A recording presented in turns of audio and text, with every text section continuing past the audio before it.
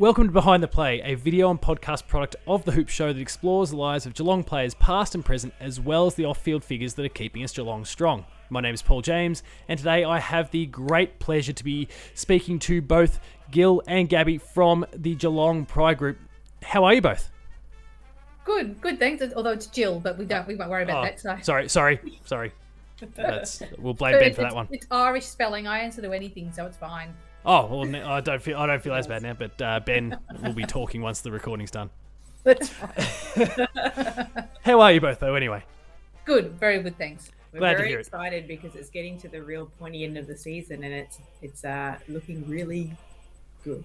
Yeah, things are promising so far. I guess we did just kind of close our pre-show conversation there with a little bit of half concern over a certain key forward's hamstring that's made us a little bit anxious. But hopefully Jeremy Cameron will be right come finals time. But I guess without wanting to cast ourselves too deep into the episode, how are you feeling about that finals charge at this point? We've got West Coast to come as of the time that we record this. How are we feeling about the hopeful destination?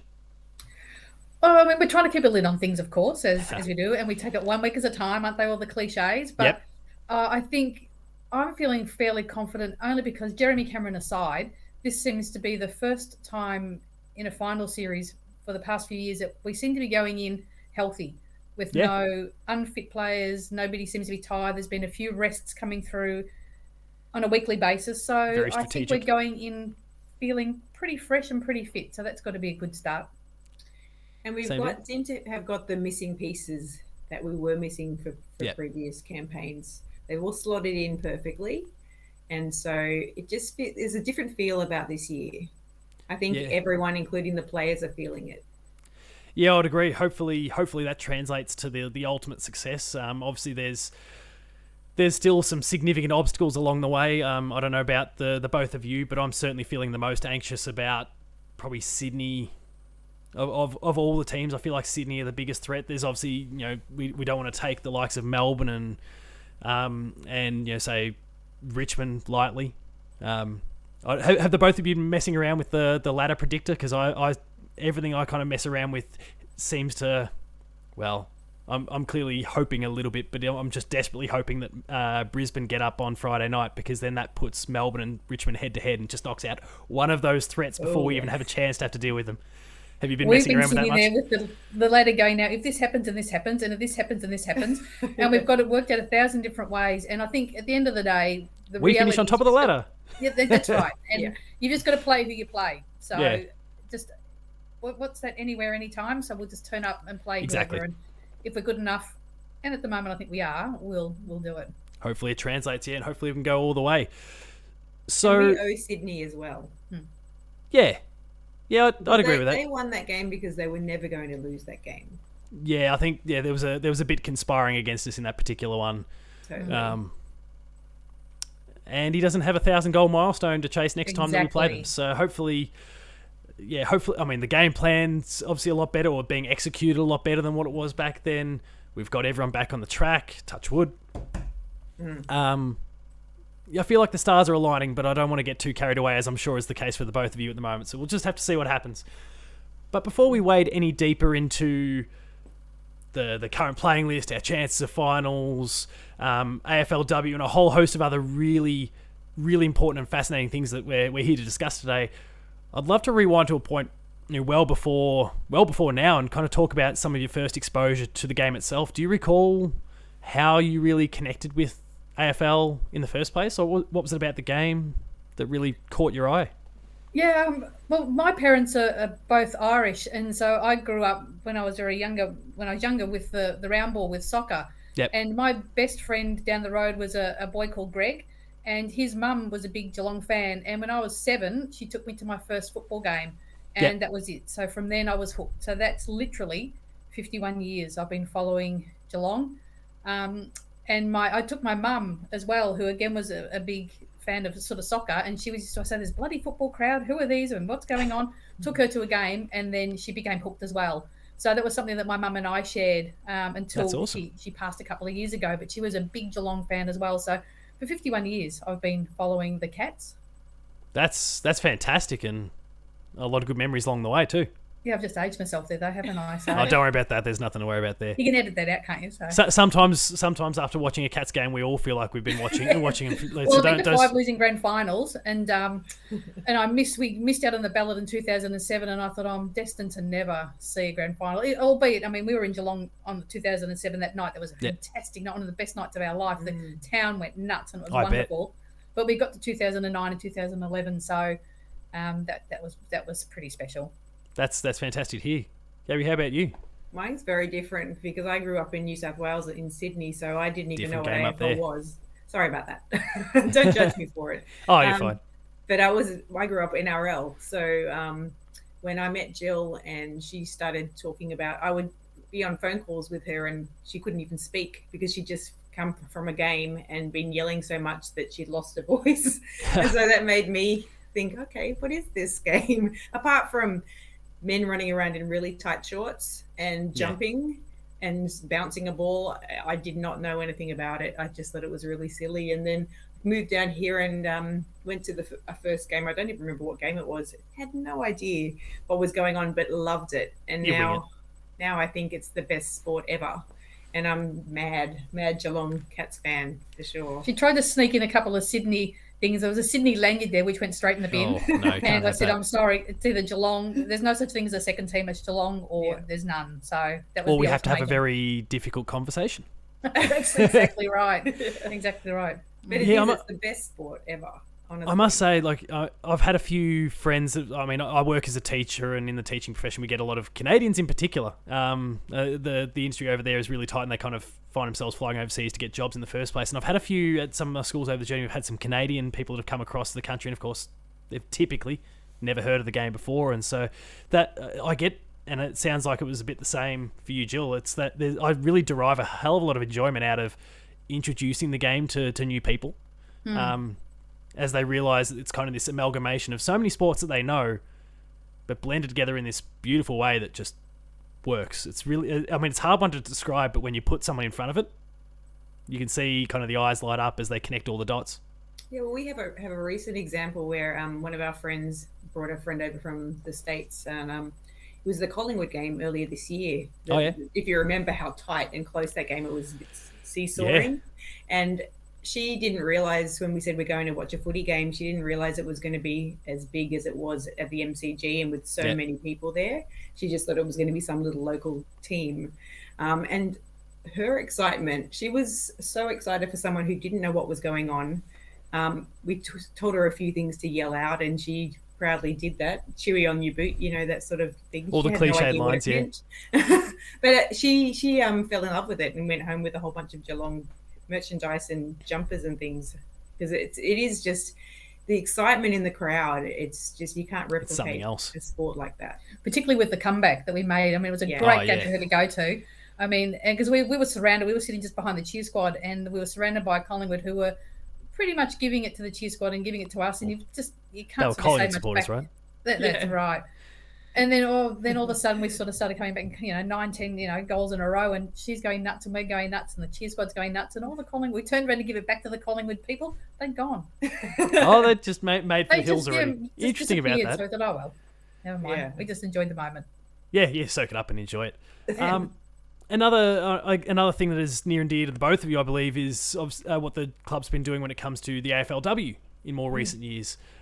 What's it been like to have seen the growth in not just the club but the AFL more broadly as well, but what's been going on in that sort of space? Because obviously so far the AFLW team hasn't necessarily been the most successful on field, but we're seeing so much club support there, and you really see the connection between the two playing groups, and I feel like that's continuing to grow, even just kind of observing from the sidelines and not having the ability to be up close and personal with it, but I really feel like that connection's continuing to grow and form into something really great within the community as well.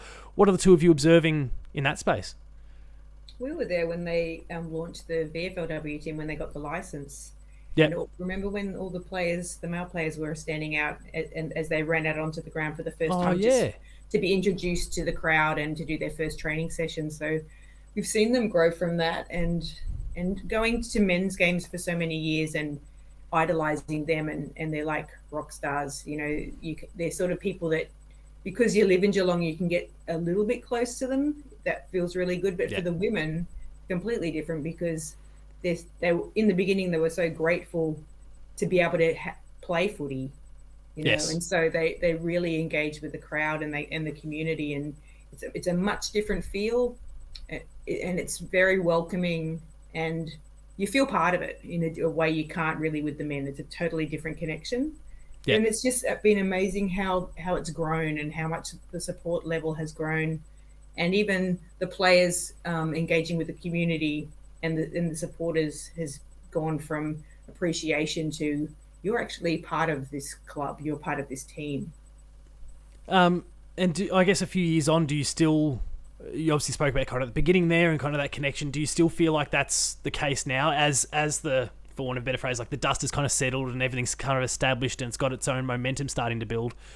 Do you still feel like that's the case in terms of that engagement, or do you see any walls? Aren't the right phrase for it, but like that kind of quote unquote more professional sort of thing where it's a little bit behind closed doors, is that openness still there to that same level? Yeah, absolutely. I think it's been wonderful to see, because I think we're coming into season 5 for the AFLW women for Geelong, and seeing the difference. I mean, I know we had that success hasn't probably translated into wins on the field, and if you're measuring that as the success, well, it's probably been a little bit disappointing over the past couple of years. But when you look at the evolution of the game style, the way that they're training, the way that they're playing, the commitment that's going in, the commitment that the club is putting in to the AFLW as well, it is just exponentially gone. You know, it's just really taken off.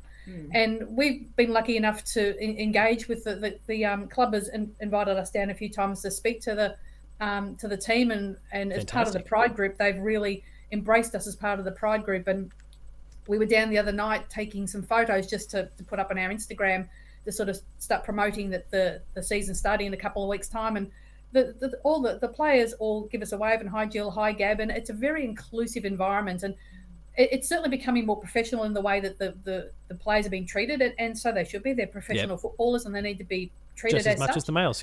Yeah, but there's still that connection, and it's a very different feel. And I don't know what it is. I'm certainly not diminishing the AFLW at all. It's just a really nice feel.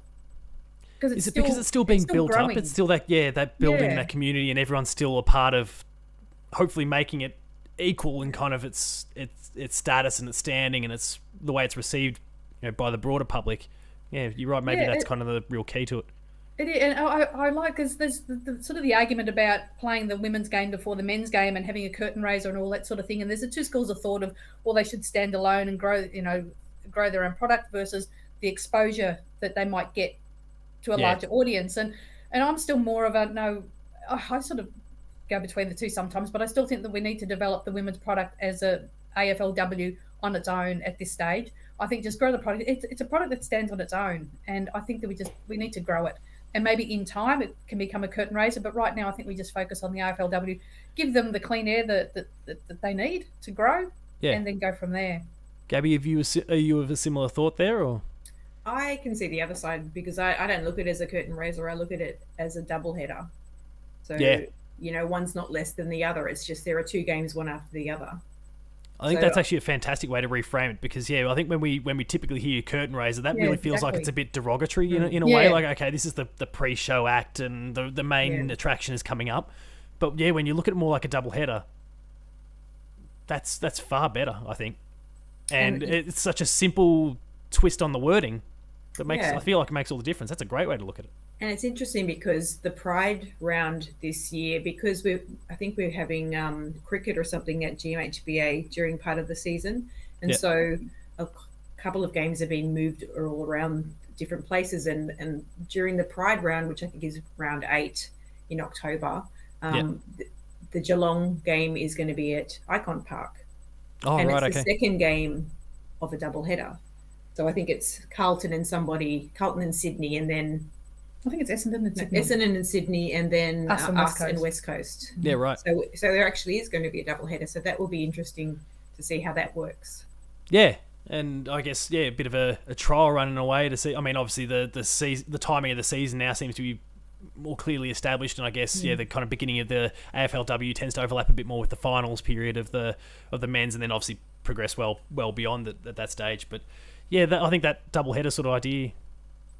Certainly, I think like even just that twist on the wording that you outlined in the first place did wonders for kind of my thoughts towards being perceived as a pre-game.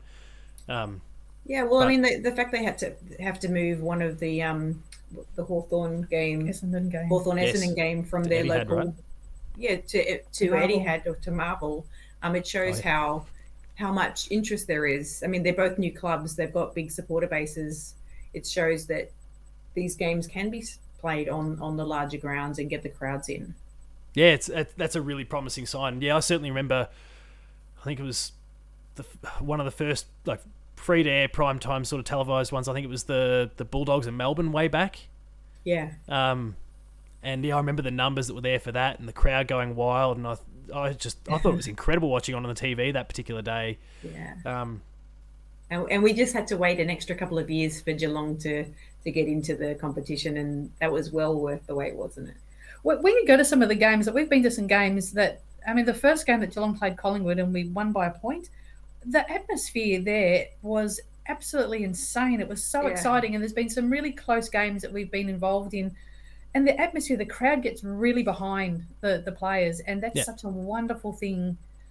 The supporters that go to the women's game love the AFLW, and it's such a great environment to be a part of.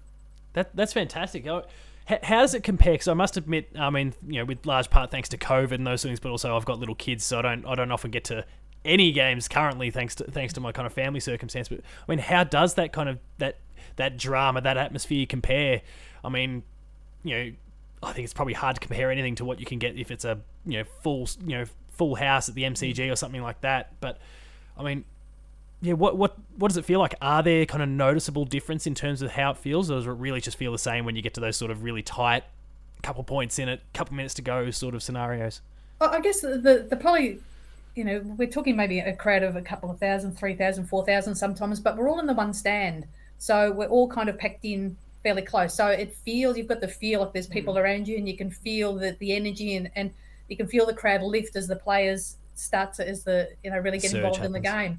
It's a bit different, of course, when you're playing at a full stadium at GMHBA where there's 35,000 or something. Of course, you're not going to be able to replicate that. But the excitement level and the passion that the crowd has for the team, it's just the same. Goosebumps. It does, and the players are so excited to be out there and are so happy to be out there, and the commitment they have to winning and to playing, it just grabs you. It's an incredible feeling. That's fantastic to hear, and presumably with that continued growth and I guess just more time for the competition, that builds and builds and builds, and hopefully we're talking about the essentially equivalent kind of atmospheres because the numbers are the same and that energy that you're describing and that sort of that sample there just expands significantly, and I guess fingers crossed. And the practice game just this past weekend, the skill levels, and it was so obvious the changes in the skill and the game plan, and that they're understanding and getting what they're supposed to be doing. More sophisticated. You could see it. It was just incredibly exciting to see the progress they've made since the last season, which was only a couple of months ago. So what you're trying to say is hopefully come the AFLW season, we're seeing the women's team dominate things just like what the men have been doing so far this year. Again, touch wood, finish on top of the ladder and give themselves every chance. We would love for that to happen. Yeah. We'll get more wins, I'm sure, than the last season. But it's going to take time. But it's very exciting to see that progress. That's awesome. I mean, obviously the culture is so great at the club anyway, so that's undoubtedly going to rub off. And everyone says how great the culture is when they come from another club to our club. That's awesome too. They really do. I think there's been some recent training with the women players training with the men, and I think that's just going to elevate everybody's skills. The men are going to learn off the women, and the women are going to learn off the men. So I think that's a really great initiative by the club to have the whole club training together. It just really fosters that sense of Geelong Football Club and how important playing in those blue and white hoops are. Yeah, and how privileged you are to be playing in that jumper. Absolutely. It doesn't matter which kind of side of the system you're in. That jumper is kind of what unites, I guess. And you're all Geelong football players. Yeah. That's it. The AFLW, AFL, you're all Geelong Cats players as far as I'm concerned. driving towards one goal and with Absolutely. one culture backing the whole thing. And it's been a fantastic culture. And I guess you touched on the pride element before, and that's obviously a big aspect of what the both of you are involving yourself in the club with. And for anyone who's watching the video version of this show, you might notice the jumper in the background. Potentially, depending on how I edit this, you may see the footy in the top there. Yeah. You can see on Gabby, you can see the Oh, yeah, pride colours there as well. Like everything's there. So in case anyone, I guess, if you're listening to this, the audio version, you may not be, you obviously can't see these things, but we're seeing the colours all over here, and it's fantastic. How did you get involved in that side of things and being part of the pride, that whole pride drive within the club? Well, I work as a police officer. Yep. And was working when the Pride game started with in the AFLW with the Bulldogs and Carlton. Oh yeah. And I went to that first game and the launch of that round or game, and I just thought I just couldn't understand how they did it and how amazing it was. And then I thought, well, why doesn't my club have something like that? And so I think I came back and spoke to you about it, and I said, well, why doesn't our club have it? And how do we make this happen? Yeah. And then just as part of the membership, they send around membership surveys, periodically. And one just happened to come around and they asked for some comments. So I just sort of commented and said, well, I think Geelong needs to be more vocal and active in the pride space. And sort of sent it off and thought, I'll probably never hear anything again. And a little while later, somebody from the club rang up and said, okay, we're really interested in what you said. Would you like to come in and meet with us? And so we've been sort of saying, someone needs to. And then we figured, well, we might as well be someone. Yeah. Why not us? So, we are somebody. So we went and met with the club, and I mean, I have to say that the club absolutely welcomed us. They sat back and they said, what can we do? How can we help? So they were incredibly receptive to the notion of a Pride supporter group and how that would look. It took a little while to kick off, but then we had Geelong appointed inclusion and diversity coordinator called Cassie Lindsay, and Cassie has been phenomenal in this pride space. We always say we brought the community, but she brought the club, and basically just being able to sit down and work with her and with other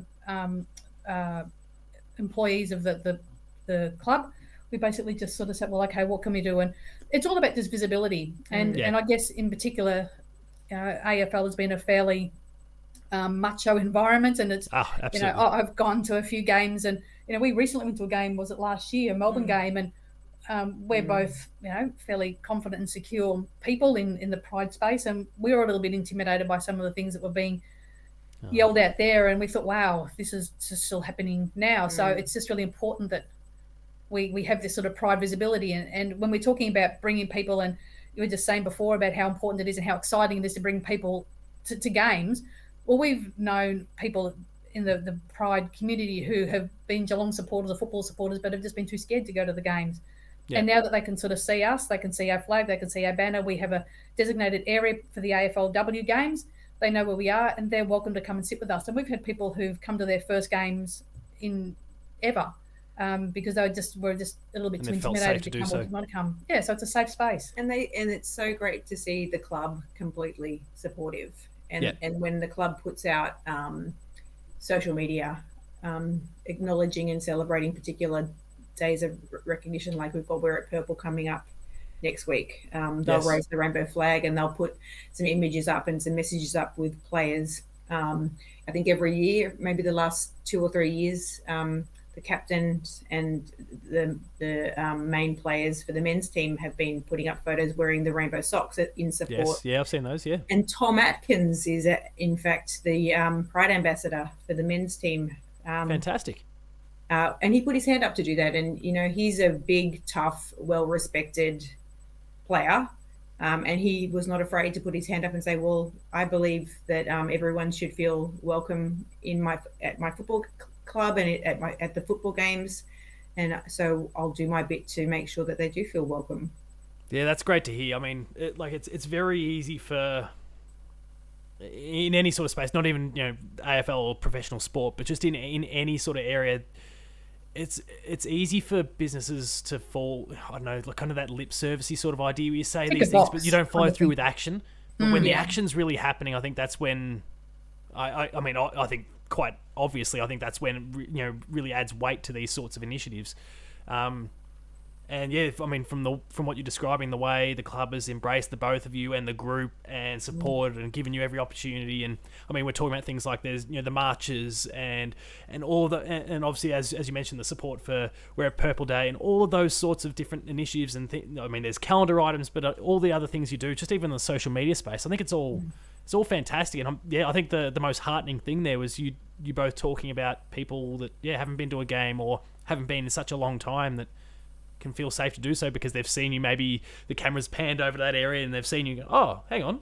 Yeah. That's a safe space. I mean, that's fantastic. I guess the real shame is talking about that experience in the city last year. And I mean, not that I want to wade into it too much. Like, are these, because it's unacceptable regardless, are these the sorts of horrible comments that we're used to for years where it's directed at the players and those sorts of things, but it's just homophobic comments at players, and it's just, you know, it's ignorant. I mean, we're seeing it a little bit, still a lot now, unfortunately. You know, every second week there seems to be a club putting out a thing about racism, and I mean, it's just, we was just saying the other day, I just don't understand. It's you know, football transcends all that. I mean, it's just about bringing people together. There's, you know, tribalism as far as supporting your club, and people can be very one-eyed and very committed to their club, but that's it.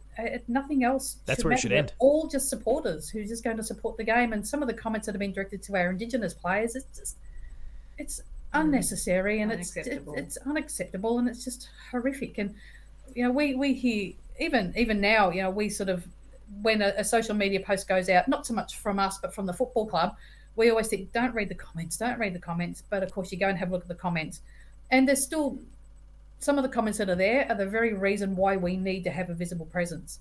Yeah. And people will say, well, why do you need to be there? And we think, well, because we are still hearing these things, and because people are still being marginalised, and people are still being called names, and it's, you know, even just the recent discussion about, you know, trans people playing sports. Yeah. I mean, it vilifies a whole community. And it really, it's a vulnerable community at the best of times.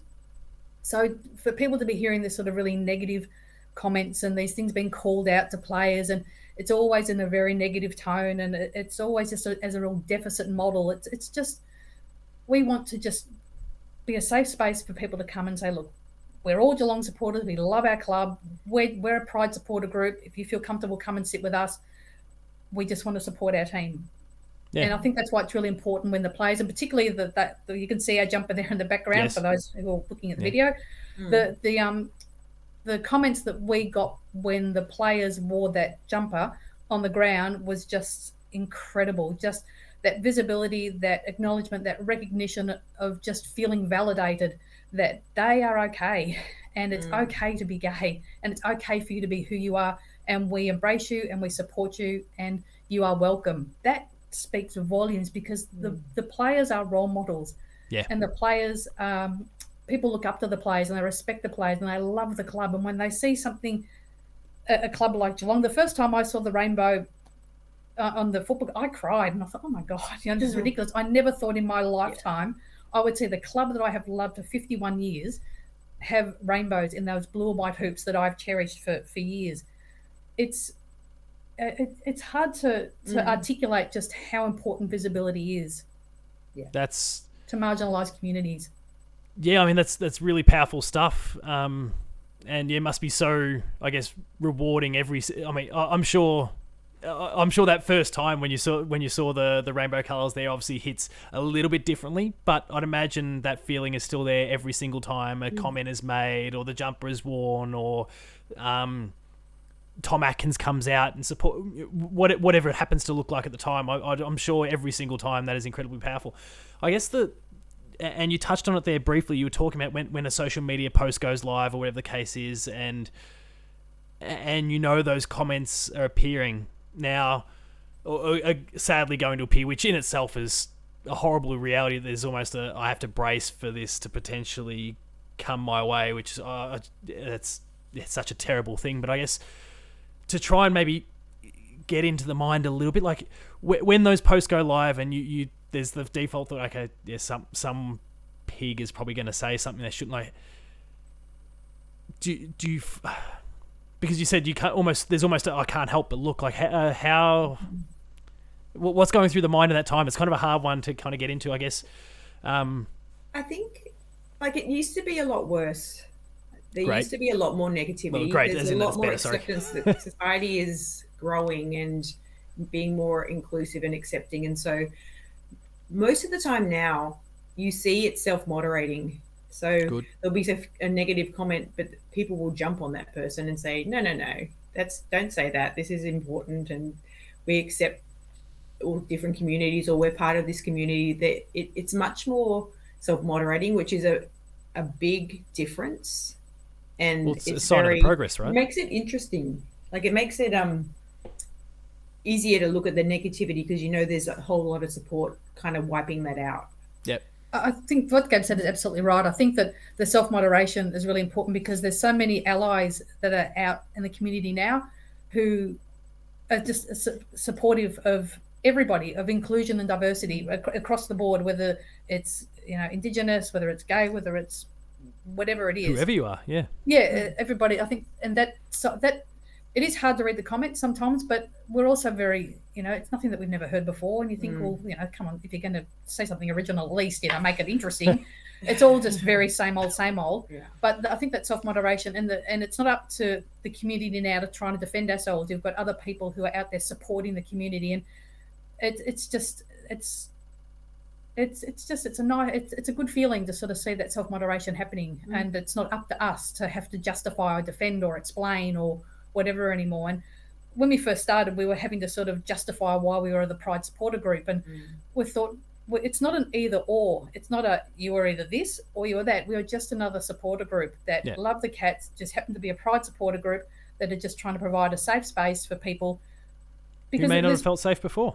That's exactly right. And there's people who will still come and sit near us, but they won't sit with us because they still don't feel quite comfortable enough to sit with us in public. And that's fine. Everybody's journey is different. And all we need to know is just that we're a safe place. People can come and sit with us, sit near us. No judgment. Even if they just see our banner, then a lot of the times we just get comments that say, hey, I saw your banner in the crowd. It's fantastic. Yeah.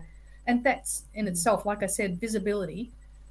It's really important. And it's right, because people often do say, well, why do you need that? You've got gay marriage, you don't need anything else. And we know that's not the case, because we still have all these negative comments, and we still have people say, well, why can't I have my own supporter group? You do. That's everybody else. That's the cheer squad. That's everyone else in the crowd. You do have that. We just want to, like Jill said, we are just trying to make people feel safe and comfortable. And when you've got people from the very top of the club, like Steve Hocking, very supportive, very, very, like, incredibly has embraced us from the second he walked into the club. So you've got right from the top, the players, the coaches, they're all supportive of this community. So it's just, if you're thinking, well, I don't want my club to be gay or, accepting this community, well, it's too late, because they do, and they're the ones that have taken us under their wing and basically brought us into the club. And it's never going to go back. They're an inclusive, embracing club for everybody. Yeah, and I mean, the thing that so many of us talk about before any given week of football, regardless of whether the men's, the women's, is we want to see as many Cats fans there as possible. Exactly. Now, going back to the point we were talking about before, and I've touched on multiple times so far, if what you as a group are doing is helping to encourage more Cat supporters who haven't been able to go to the game before because they haven't felt safe to do so, comfortable to do so, whatever their reason might be, but what your group is doing is drawing those people out. Drawing them out is not the right word, but encourage them to come out and experience the game and be part of it. That addresses the thing that all of us, regardless of who we are, we want to see as many Cats fans there as possible. We're getting more Cats fans there as a result. That's right. A win for everyone. Totally. And it creates that incredible atmosphere that we saw, recently at a few home games where, I mean, it's just the crowd. I mean, Geelong and Melbourne as an example, like that was yeah. insane. And I was just watching that from the other side of a screen. It was crazy, and I'm sure there's people that were there attending that day that were there because of what the both of you and the group have done that wouldn't have been there before. So again, big tick, massive win. But like more people involved is just a great thing.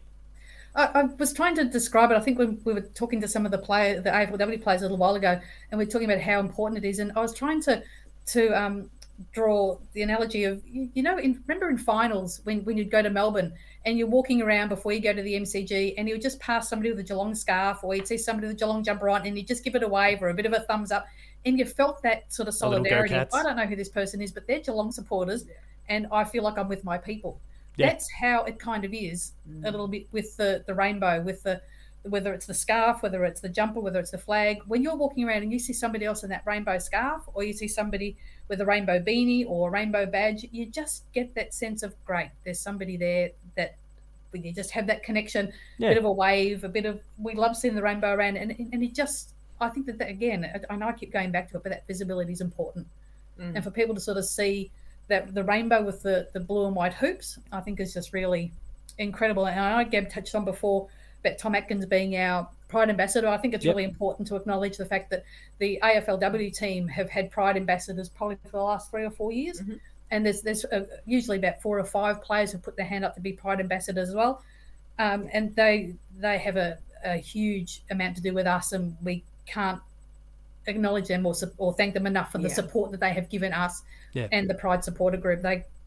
Anything that we need, if we ask one of the players to take in and get that, the football signed for us, nothing is too much trouble. That's by fantastic. The way, we are going to auction that football off. It's signed by the entire AFLW team. We'll probably auction it off around the Pride game, so keep your eye out on our social media. On the socials for that, And I guess for anyone who is watching the video version, those socials are right above your heads. So great. Make sure to check all that out on Instagram, and I'm sure a host of other platforms as well. So make sure to take a look for that. And obviously we've touched on so many incredible things the club is doing to support and help grow and encourage and foster the community there. Where can not only the club but the AFL more broadly still go? Like, I mean, obviously we still unfortunately hear about these comments that get made, and thankfully the clubs, the social media teams, they're all doing, and as we said, the public themselves are doing a great job in trying to nip those in the bud or call them out when they happen. But where can we still go? What avenues are potentially there that you feel like we as an AFL community, but also a Geelong community, where can we still go? Where can we still improve? What can we do you think? That's a really good question, and I think we're really well set in the AFLW space. I think that needs to translate into the AFL space. And at the moment, there's a Pride game between Sydney and St Kilda, but I think that needs to go across a round, become a Pride round, so that every club has the opportunity to show visible support out on the ground. Players speaking up, players just supporting. Like I said, Tom Atkins has done a few videos, and that's played around the ground a few times. And I think it's just the AFL players are heroes to a lot of people, and a lot of kids who are coming up, and a lot of kids, particularly, like I said before, with all this trans discussion that was happening, and there's lots of vulnerable kids that are out there that look to our AFL players as role models.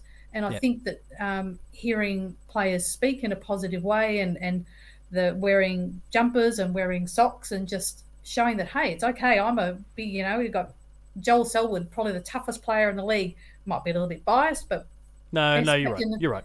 Yeah, best captain in the league. So definitely the one amount too. of comments that we got whenever he was shown wearing the rainbow socks, so the comments that we got were just incredible. That's awesome. So I think just the AFL to sort of, it's like you said, you don't just want to tick a box. It's all very well to sign a letter saying, yes, we support same-sex, or yes, same-sex marriage, or yes, we support this. It has to translate into action. Yeah. And I think by having a Pride round, that's going to be a huge way to show that the AFL is serious about supporting diversity and inclusion, I think.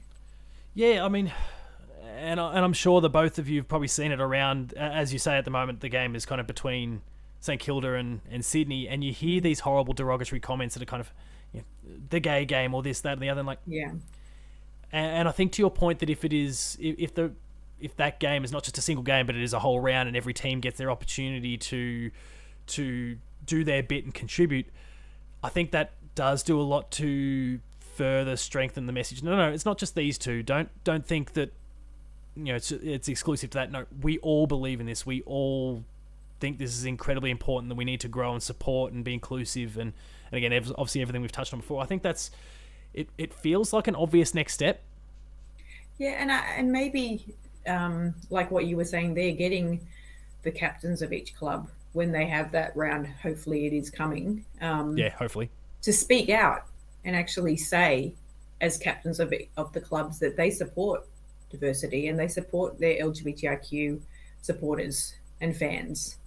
And if all of them do that, and it's the captains, which everyone respects, that changes people's minds. They can't just go, oh, it's just a game, they're ticking the box, they're just doing it for political reasons or whatever, to make some minority group happy. They're doing it because they actually believe it. Yeah, 100%. I think one of the things, and this extent, and this is me saying, commenting from the outside here, but so please, call me out if I'm kind of wrong here, if I'm misreading the situation. When it comes to comments about the pride groups, whether it's race, all those sort of things that unfortunately people are being discriminated based on in the past.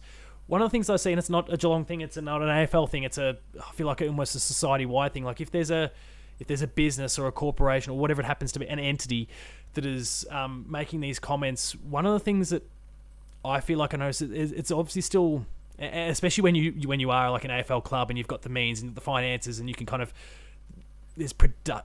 sometimes there's production value elements, like you can have proper statements, these proper things. I think that very formal thing, for those, I guess the most anti LGBTQI plus or anti, the race, whatever. I feel like that kind of gives them say, oh yeah, but look, it's pre-prepared, it's canned, it's those sort of things. I think the thing that I'd love to see, again, as kind of an outsider looking in, I feel like one of the more valuable things is those kind of impromptu ones where someone's kind of, they're being in an interview and they're questioned about something, and maybe it's an SEN interview or something like that, and they discuss what's happening with this, and the comment is just made then and there, and it's raw. I think that's also one of the important things that we maybe don't necessarily, I mean, maybe I've just not heard those sort of things as often as I could or should have, but I feel like that's one of the things that would really help as well, is it's more immediate, it's more in the moment, this has come up and no, I won't stand for it, as opposed to those ones that are obviously still incredibly important, the big broad reaching comments, the ones that you can throw social media money behind to make sure it's spread, and all those sorts of things in the right ways. But I think those really raw, candid ones are incredibly important. Maybe I feel like, just observing from the outside, lacking maybe still at the moment. Would that be a reasonable observation at all? Yeah, I think so, because I think it's whilst the message is really important and it's great that people are saying things, there sometimes seems to be, I think, that the genuineness with somebody who just spontaneously comes out and says what they're thinking, I think that is more impactful, I think, than a pre-prepared statement. And because you can very easily see when people are being very genuine and they mean what they're saying, and they're not just trotting out the party line, or then they're just trotting out, they're doing the right thing to be seen to be doing the right thing. You can tell when somebody's really genuine, and when that really comes from somebody who is feeling it, I think that certainly is far more impactful than, I mean, I don't want to not have those statements, because I think it's important, at least something's coming out, but I think when it comes from the heart, you can tell when somebody really believes something, and I think that's really, it's much more genuine, I think. When you don't have that, it's not marketing, it's not PR, but that kind of pre-prepared element means it takes that human edge out of it. Yeah, and exactly. I think that's maybe the thing that's potentially lacking from the outside. But at the same time, and we spoke before about kind of the younger groups that are coming through, and I touched on before that I'm a teacher. Like, I mean, we've got posters and stuff all over the school and promotion coming up, because obviously Wear It Purple is coming up, and we've had things like Ida Hobbit and all the other events that kind of celebrate over the course of the year. And I guess one of the most heartening things, and I've only been at two different schools, but two different portions of Victoria when I've done so, and just even over those 10 years at those various schools, I feel like year in, year out, I'm seeing less and less of that ingrained stuff that may have been passed on from the family, that, or and not necessarily the family, but influence from other different spaces, whatever. I just hear less and less of it, and that's a really heartening thing for someone who kind of works in a school with 1,200 kids every single day, and you don't see. I mean, I remember the first few times that, without naming, like previous employers, previous schools, that they put up all sorts of posters and advertising, and what does it mean to what does Ida Hobbit Day mean? And there was opportunities for people to, students to write on a board or whatever, kind of highlight, and you'd unfortunately see horrible comments from some kid who thought they were being really funny with their mates, or potentially even genuinely felt that way. And I'm not seeing that anymore. I feel like as a society we're heading in the right direction, and hopefully that extends to what we've discussed so far, the three of us have discussed so far, when it comes to the AFL and AFLW spaces. And I guess the thing I'm trying to get at there, and this is a more self-contained sort of thing, but the both of you doing an incredible job within that little bubble, and I think with other groups doing the same things, it's great for society. We're just privileged to have an amazing club. Well, that helps too, doesn't it? Yeah, I mean, it really is. The second, like Jill said, the second we approached them, it was instantaneous. We've been waiting for you. We've been waiting for someone to come to us. We want a community to lead this, and so luckily we were the ones that did it. We're just really blessed. We feel blessed that it is an incredible club, and we feel. And you were talking about the importance of it coming from the heart, and we feel that this is a very genuine thing with the club. It's not ticking a box. It's not just great, that's done, we can leave it and we can forget about it now. They keep saying, what can we do, how can we help? And even, like I said, working with Cassie through the club, that's now expanded into other areas. There's lots of groups around Geelong. There's the Transcend with young trans kids. There's GASP, which is the local Geelong LGBTI young people. So the club is reaching out to those sorts of organisations as well. So again, it's the community approach. It's not just looking at, okay, well, how can we support our supporters? It's how can we change attitudes in the community, which is something that's, we're lucky we've got a one-team town, so that's really good. But helps. Again, like Gab said, we're very privileged that we've got a very strong club with very strong belief, and they believe in what they're doing, and to reach out to other communities and invite them in. And particularly, like I said before, with all the issues that's going on around the trans space at the moment, that's a very sensitive area, and there's lots of young people who are, and older people, I guess, who are struggling because of the negative narrative that's going around that at the moment. So to enable Transcend to come in and be a part of the club and be invited to various things and be seen and be visible really and be acknowledged is a significant thing, because we know that there's a lot of issues that for young people who are struggling with gender identity. Yeah.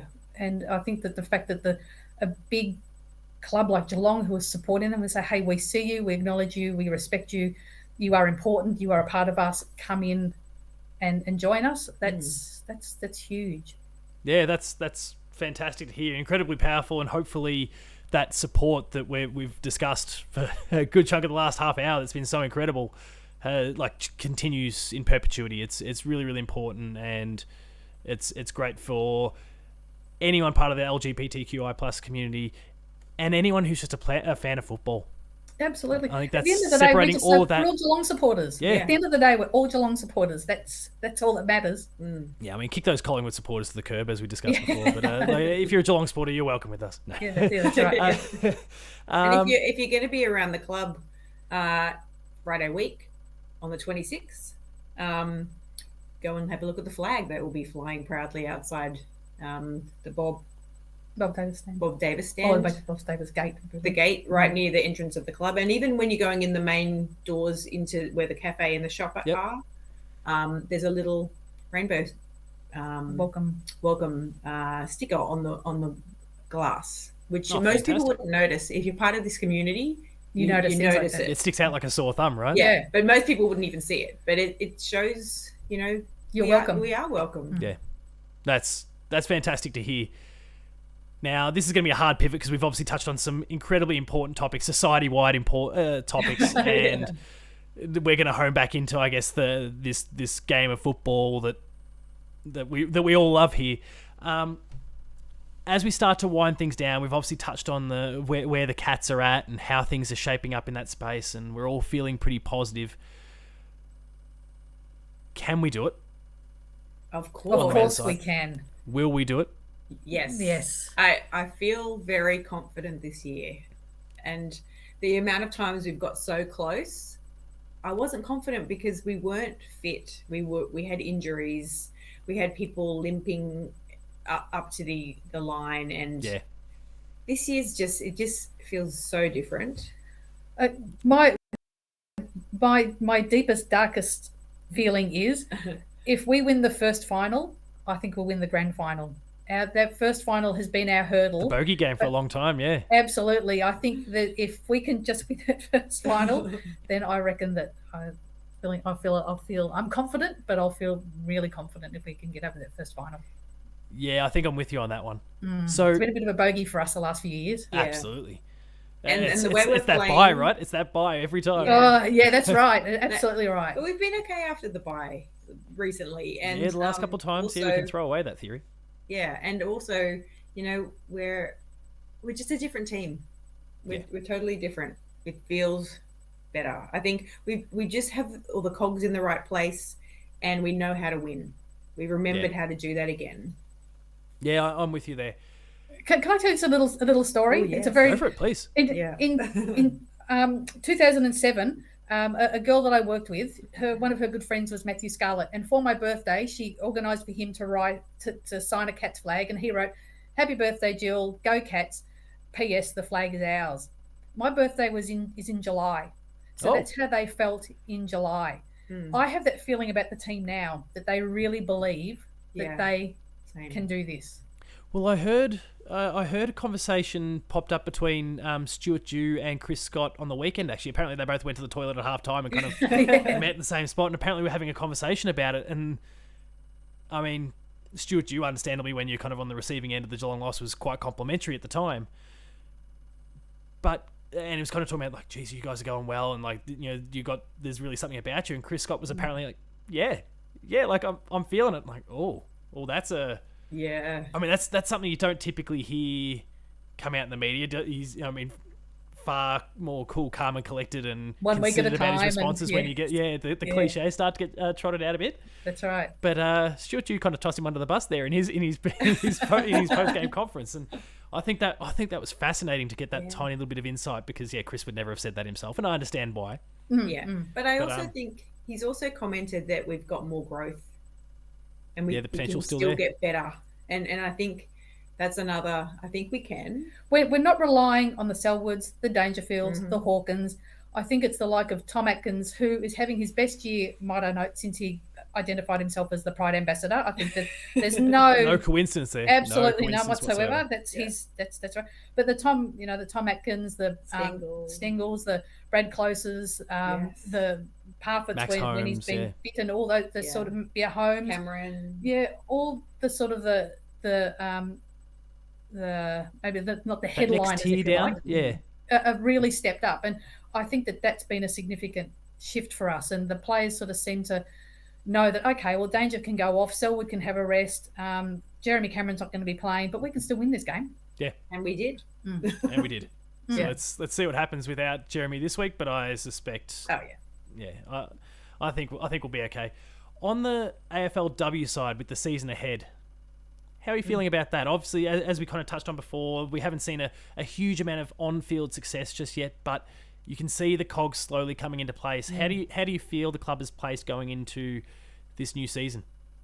I think they've recruited really well. And I think somebody was saying the other day that the past couple of years we've turned over almost a third of our list every year. So, I mean, and that's a huge shift on new people coming in and having to learn and all that sort of stuff and play as a group. And we all know it happened in 2007 when players sort of evolved and grew through the game together as a group, then it just clicks. And I think that that's starting to sort of happen now with the AFLW team, plus the recruits that we've got. We've recruited some experienced players, and I think that's just going to bring in obviously more experience, but I think that's going to be a significant shift for us as well. But I think we've seen improvement now. I'm quite confident. I'm not saying that we're going to go in and win the grand final. I would love us to. You can say it. We could, and I believe we can. Yeah. But I think just seeing the improvement in the skills and the improvement in running out games, that seemed to be what I thought we were lacking a little bit. We played really, really well, but we just didn't seem to run out the games last I'd noticed season. that. So I think we'll do that this season now. I think we're fitter and I think we're stronger, and I think they're starting to understand the game plan and playing their role within that team a lot better this season as well. Fantastic. And the launch of the AFLW is this weekend, just before the men's game. So obviously everyone watching and listening should be keeping their eyes out for that. And I mean, we're getting multiple Cats games a week now, so let alone the fact that obviously we've had the AFL, like the AFL and the VFL going. We've got the AFLW now as well coming up. So please, just soak it all in. It's going to be an exciting time for Cats fans. Jump on board early because their AFLW team is going places. So get on board and you can say you were there from the start. Exactly.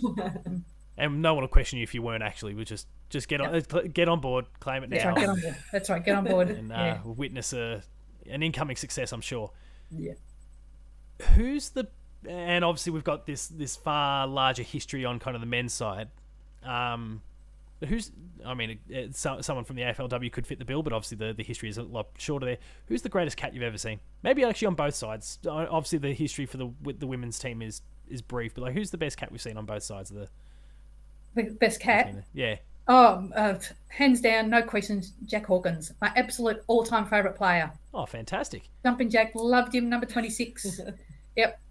I just, again, aging myself, seeing his son coming through, but never mind. No, but yeah, that's fine. Jumping Jack, hands down the best. That's from my heart. I mean, I love Jack Hawkins, but I guess if you're talking about the best, Joel. Yeah, I think Joel's been the best cat. The Geelong Cats. Maybe not the best player that they may have seen, because of course we've had the Abletts and we've had Polly Farmer and all that sorts of players. But as far as as far as a leader, a culture, and just a warrior, and would bleed for our club, I'd have to say Joel Selwood. I mean, he just bleeds at will, though, right? Like he just. Oh, he does. That's right. He just sneezes and he bleeds. That's right. And there'll be a stream of blood coming out. So. Although I'm a big fan of Tom Harley too, because I think Tom Harley really brought start. He was the evolution of the change of culture, I think, for our club. Yeah. No, I'd agree with that. Gabby, what about you? Well, as you recall from the beginning of the conversation, I'm never a one club or person. Yep. So I have numerous people, and I also haven't been around as long, so I don't have the history of players. But currently, I loved Mooney. Big hairy cat. Love Mooney, and of course Tom Hawkins. Yep. God, and at Tom Atkins, I love all the Toms. Tom Atkins, Tom Stewart. Who else? Tom Hawkins.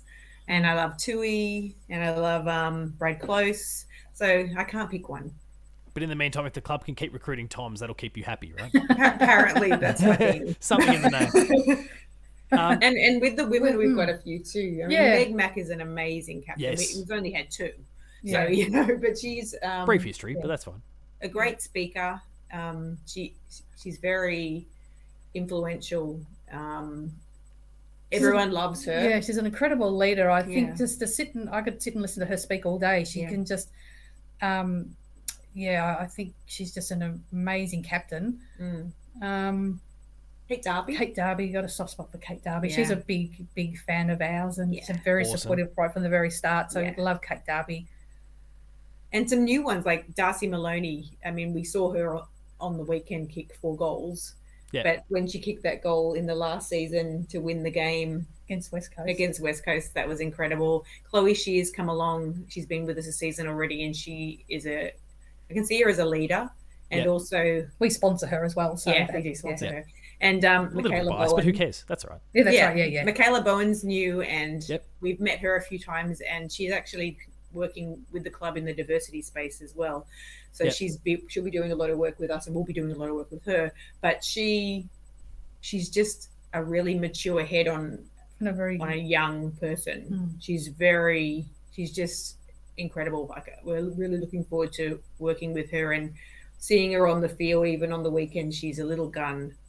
Fantastic. Everyone make sure to look forward to seeing all the girls in action really soon. But I must admit personally, and it's probably a local bias thing, I can't help but to always have that little closer eye on Georgie Pressparkas, just because she's from my neck of the woods. But right, okay. So that there's always kind of a keen eye on what she's up to, and obviously she's fantastic and was a high draft pick, and the skills are there for all to see. So her and Nina Morrison, a bit of the Joel and the Paddy in the middle, hopefully. Yeah, so, or maybe we should say Joel and Paddy, a bit more of the Georgie and Nina. Maybe we should say. Yeah, so. Exactly. Yeah. Yeah, we've probably touched on it a little bit with some of our comments just now, but especially on the women's side, is there any particular upcoming young up and coming player that you can't help but keep a close eye on both sides of the fence, the men's and the women's? I think we potentially touched on a couple there with the women's more so than the men's, but Brad Close and Max Holmes yeah, the Brad Close love in affairs continues. Yeah. I think that's happening more and more often, and social media just there's a Brad Close thing going on here. Between the Geelong fans. It's those long sleeves, that's what it is. Surely. It could be so Jack Hawkins used to wear long sleeves too. Yeah. Jack Hawkins did. So we found your connecting thread then. It's the long sleeves one. Long sleeves, that's right, yeah. So you got your soft spot for Zach Tui whenever they come out. And Jimmy Bartell and which of course then leads us into Georgie, who also likes the long sleeves. Yeah, Georgie likes the long sleeves. There we go. And wait till you see the Pride jumper for this season when it has long sleeves. It looks amazing. Really pop? Yeah. That's awesome. Right. The new one. Yeah, so there's got quite a few in the girls. I mean, Darcy Maloney's a young, and I think she's really going to come into her own this season. I mean, a lot of the newer ones we've only seen in the practice match, so we don't know what they can be yet. No, that's totally fair enough too. But we'll get lots of exposure soon. Becky Webster's going to have a good season this season, I think. Great. Another one for people to keep their eyes out for. Absolutely. So, and obviously that AFLW season is so close. So, we can't wait. Yeah, very soon. Again, I think we've kind of touched on, but of the current group, who's the number one? Is it Joel? On the men's side, I can't even put a number on my jumper because I just think, I can't. I can't fit them all on. I can't fit them all on. So every week I tend to have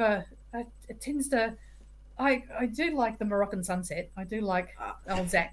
We love Zach. Yeah. If I put a number on my jumper, that player leaves, so I can't do it.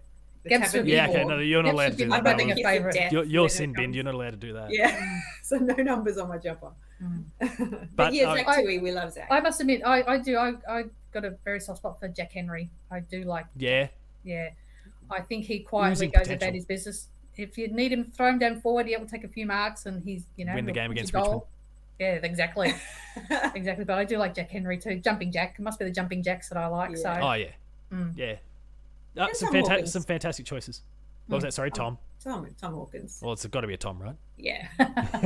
Oh, that's true. What's going on with me?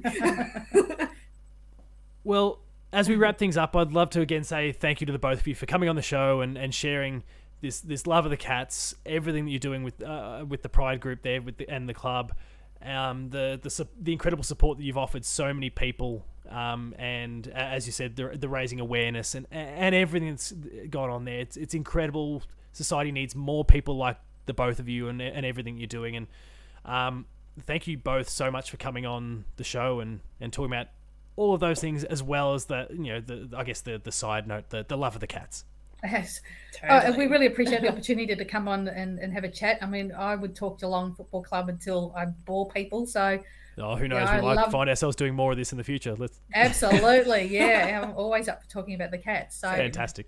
Yeah, no, we really appreciate the opportunity, and told us about the Cats. Guests for round 1, 2, 3, 4, 5, 6, 7, 8, 9, 10 for next year. Sorted. Fantastic. Exactly Ben, I hope you're watching and listening because we've got the next year sorted. There we go. In terms of the social side, we touched on that before. For anyone who's wanting to connect, where would people be best to go? We touched on Instagram earlier, and that's dangling above your heads as we speak. But are there any other platforms that people should explore? Just Facebook, really. And it's just search for Geelong Cats Pride Supporter Group on Facebook and Instagram. They're probably the main ones. I do have a Twitter, but I haven't really used it, to be perfectly honest. So and it can be a bit of a cesspool at times. I sort of stuck my toe in and thought, I'm not doing that. So, Instagram and Facebook will be the best way to get into. And there's an email, just geelongcatspride@gmail.com if anybody's got any questions or anything. And there'll be, when the women's team starts, there'll be new merchandise, and leading up to the Pride round, there'll be new rainbow merchandise. And there's also a Pride add-on for membership. So fantastic! Just pay a little bit extra. You get some exclusive offers, attending events, possibly training sessions. Oh, last one you got a flag, so I'm not sure what this one you might get, but it's not that much. It's I think it's $10 or something. $10 Oh, that's enticing. Yeah, and then you can come and sit with us. Yeah, and come and sit with us and enjoy our sparkling wit. And we sit by the race, so we get close to the players. Well, there's lots of reasons for people to sign up and throw the extra $10 or whatever the amount ends up being on top like that. You can sit there and watch me lose my voice as I just scream out. So that's fine. We've all been there. So, and I'm sure those people will be again, regardless of who you are. Like it's just, I mean, just having spoken to the both of you today, just both incredible people doing incredible things, and I think anyone, regardless of who you are, that wants to be in the area. Absolutely, it's all about allies. It's only going to be better for it. Just a pride group. Allies, we need allies. So anybody wants to come and sit with us, it's fine. So I'm hoping to see you with us for one of the home games. I just wish I could get to a game at the moment. That's my big problem. I've got to find a way to get my kids to stay asleep so I can actually get there. It is killing me. I haven't been to a game all year. Oh no, it's driving me mad. I've got this kind of little unwritten rule with my wife that I haven't been all year, and now we're making a charge for a grand final. Like finals time, I'd really like to start cashing in that MCC membership, please. And I think I think I'll be tapping that card every week of the final. Well, hopefully not every week of the finals. Hopefully we're not talking about semi-finals. Hopefully it's just week 1, 3, and 4. But fingers crossed. Having not been to a game all year is tearing my soul apart. I can imagine. I don't know how. Nope. No. Children. Can't stand it when I can't. We keep talking about do we move somewhere else, but we don't want to move too far away because we'd miss the games too much. Well, that's the thing. Like, you know, for years, you know, my wife has a giant love of Paris and would love to move over there. And I said, I don't know if you can move with me. Like, you might have to. I don't think I can leave the game. And now I feel like I'm kind of experienced what it would be like to be there because I just can't get to the game no matter how hard I try at the moment. So we'll get there soon enough, I'm sure. Yeah. Again, thank you both so much for coming on the show and sharing this love of the Cats and all your efforts in the Pride group space. It's incredible. I'm thrilled to have heard all these success stories and great to have just been able to pick your brain for the last hour or so. It's really been a privilege for myself, and thank you so much for your time. A pleasure. Thank you very much. It's been a pleasure. Yeah, we've really enjoyed it. Thank you. Awesome. Cats fans, remain Geelong strong, and I'll see you next week. Hopefully, we're discussing another win and fit Jeremy Cameron and a finals charge. Sounds good. See you next week. Go Cats. Go Cats. See you later. Cheers. Thanks. Thank you both.